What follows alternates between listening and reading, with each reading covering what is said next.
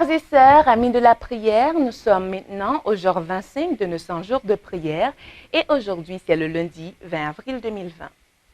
Le titre de la méditation pour aujourd'hui c'est « Se réjouir dans la parole ». Le texte méditatif se trouve dans le livre de Jérémie chapitre 15 verset 16.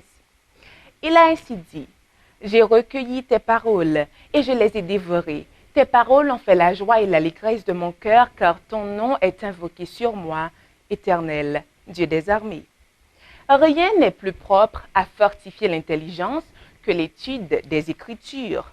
Aucun livre n'égale la Bible pour élever les pensées et pour donner de la vigueur aux facultés de l'âme.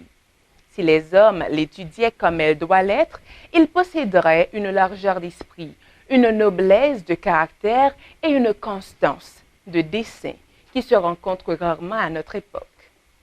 Les questions à méditer pour aujourd'hui sont nombreuses. Premièrement, qu'est-ce qui a été particulièrement significatif ou qui récemment vous a apporté de la joie dans votre étude de la parole de Dieu? Aujourd'hui, pourquoi ne prendriez-vous pas le temps de partager cette joie avec quelqu'un? Nous avons des raisons d'être reconnaissants au Seigneur. On s'attendait à ce que les hôpitaux de la ville de New York soient surpeuplés, sans lits et sans assez de ventilateurs.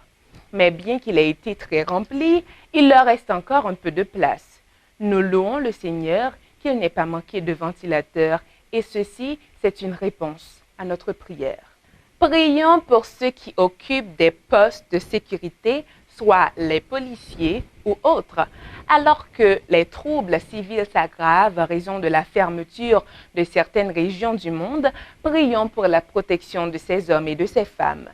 Prions pour les territoires de la division Euro-Asie de l'ex-Union soviétique qui comprennent principalement la Russie et la Sibérie. Prions pour que de nouvelles méthodes efficaces pour atteindre les populations soient développées malgré la difficulté du témoignage. Prions pour les pays de la fenêtre 10-40 qui souffrent. Prions pour que Dieu suscite des personnes pour partager son amour. Prions aussi pour que les gouvernements permettent aux gens de se nourrir ou de travailler leurs champs. Des milliers et des millions de personnes en Inde sont enfermées et ne peuvent pas sortir de leur maison, ce qui signifie que beaucoup d'entre elles, malheureusement, meurent de faim. Prions pour la sagesse des dirigeants des églises, car ils doivent prendre des décisions importantes pour l'avenir en raison de la crise économique à laquelle nous sommes actuellement confrontés. Prions pour la sagesse quant à la méthode de réduire les dépenses tout en ne pénalisant pas, en maintenant l'essentiel et en poursuivant la mission de l'Église mondiale, aussi bien de l'Église locale. Frères et sœurs, continuons à prier et ceci nous le faisons les uns pour les autres.